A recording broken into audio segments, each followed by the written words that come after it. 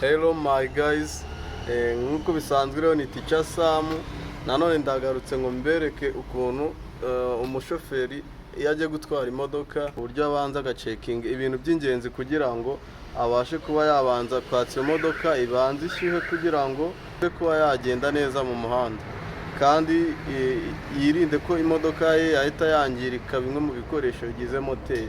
Niyo mpamvu rero mbere y'uko dutwara imodoka mu gatondo nk'aka ngaka urabanza ukaza ugacekinga imodoka yawe bimwe na bimwe kugira ngo moteri yawe izabashe kuramba, ibashe gukomeza kugira ubuzima bwiza.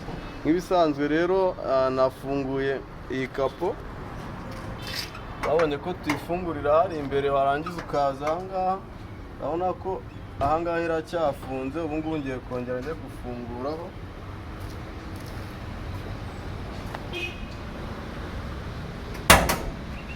Urabona ko ihise yeguka. Kigiye gukurikiraho rero ngiye kwegura uno muryango wa kapo ufungure, sigaye ndebe muri moteri yanjye, nongere ncekinge niba amazi arimo muri radiateur, amazi y'ingenzi agomba kuba ari ku kigero cya maximum. Urabona ko amazi yacu hano arimo. Nongera nasubizaho uyu mufuniko wa radiateur,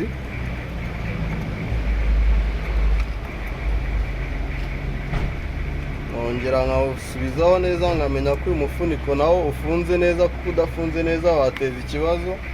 Namara gucekinga amazi yanjye, nkongera nkaza nkacekinga amavuta ya moteri, nkareba ko ari kuri cya kigero gikenewe.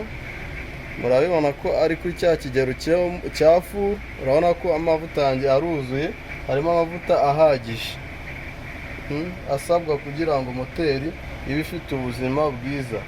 Urayahanagura rero amavuta, ukongera ugakozamo ukareba, kuko kubera ko ejo imodoka yakoraga ushobora gukika kubeshya ko ifite amavuta yuzuye, kandi amavuta nayahanaguyeho. Ubu ngiye kongera nkozemo ndebe.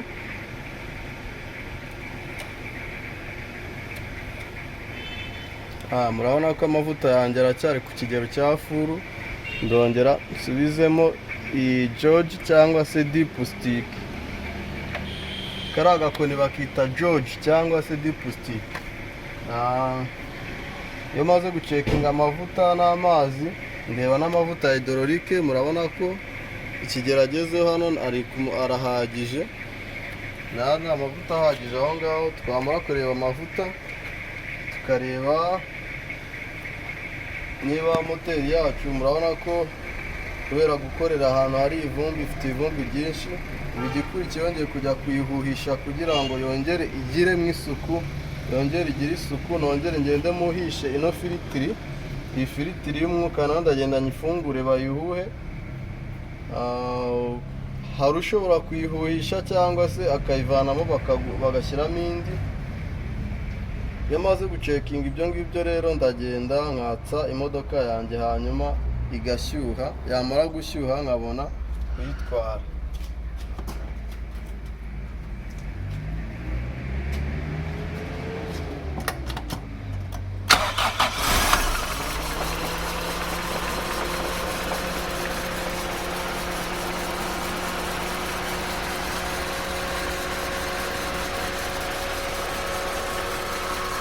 Urabona ko moteri yanjye rero irimo iraka.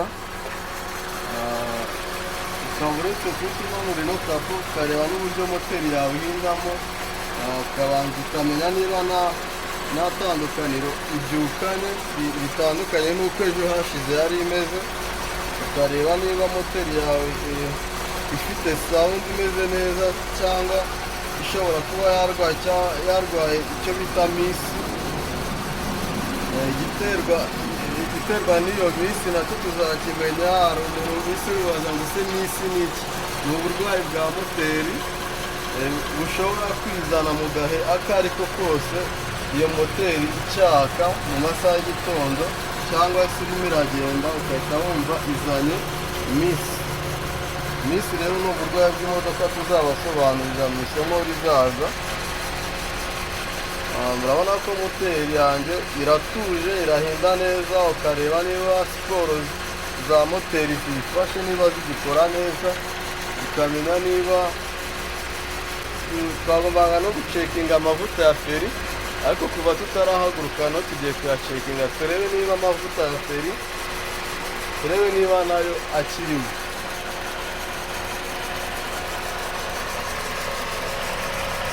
Murabona ko amavuta ya feri yanjye nayo aracyarimo, bivuze ngo feri yanjye iracyakora neza. Nongera ngafungaho,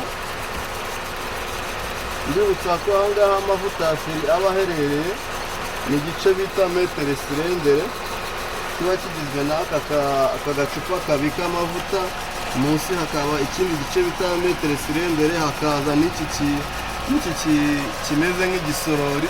Iki ngiki bacyita bureke busiti, nicyo gifasha umushoferi kuba yafata feri, imodoka ikaza gufata feri byoroshye bitabanje gusaba imbaraga nyinshi. Ari nayo mpamvu umuntu wese ashobora gutwara imodoka nta mbaraga zikoreshejwe, kuko habayeho imbaraga imodoka yagitwarwa n'abantu bafite imbaraga gusa cyangwa bateruye ibyuma, ariko siko bimeze, kuko niyo mpamvu umuntu wadukoreye imodoka yasizeho kiriya gice bita bureke busita ngo kijye kidufasha gufata feri byihuse kandi bitworoheye. Niyo mpamvu mbashishikariza kuza kwiga imodoka. Iyo wize imodoka uba woroheje ubuzima buzima wagakwiye kubaho, unyonga igare ukaruha ukagira ute, ariko mu gihe runaka iyo wize imodoka ushobora gutwara bikoroheye, ukajya mu kazi bikoroheye, yewe ukaba wabigira n'akazi nawe. Tugiye kongera turebe andi mavuta ya amburiyaje. Amburiyaje ni cya gice cya karaci sisitemu kidufasha kuba twahindura vitensi, tukareba niba n'ayo mavuta naho niba kirimo, turaza tubirebera hano. Urabona ko biba byegeranye na ya bureke busita cyangwa se igice cya metere sirendere.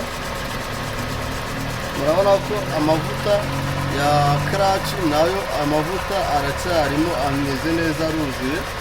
Twongera tugafungaho neza. Imodoka yacu rero tuba tugomba kuyishyushya igihe kingana iki. Ushatse imodoka ujye wirinda kwita ujyamo ngo utware, kubera yuko byateza ikibazo imodoka yawe, kandi iyo modoka yawe yari ifite ubuzima bwiza. Ushatse imodoka rero byibura ugomba kurindira hagati y'iminota 10 na 15 iyo modoka yawe iri kwaka, kugira ngo iyo modoka yawe uze kuyijyana mu muhanda wumve iyo modoka yawe irimo iragenda neza, irimo iragenda nk'imodoka nyine ifite ubuzima. Kumva rero amasomo uyu munsi yari ayo ngayo. Amasomo yacu nakagaruka, mukurikire Teacher Sam cyane, muze mwige imodoka, muze mbigishe uburyo imodoka itwarwamo n'uburyo iyo modoka yawe wayikontorora kugira ngo itaguteza ikibazo. Ndabashishikariza kuza kwiga rero. Dukorera mu Gakinjiro ku rusengero kwa Rugamba Betesida. Ni karibu rero, ni muze dukomeze tubigishe imodoka, tubigishe gutwara imodoka bya kinyamwuga. Amasomo yacu nakagaruka, mukomeze mukurikire isoko y'ubumenyi kugira ngo mujye muhora mubona amasomo yacu. Mbibutsa gukanda subscribe, mbibutsa gusharinga inshuti zacu kugira ngo iyi video igere kuri benshi, n'andi masomo y'abandi ndetse n'azaza buri wese ajya abasha kwisangamo. Murakoze cyane.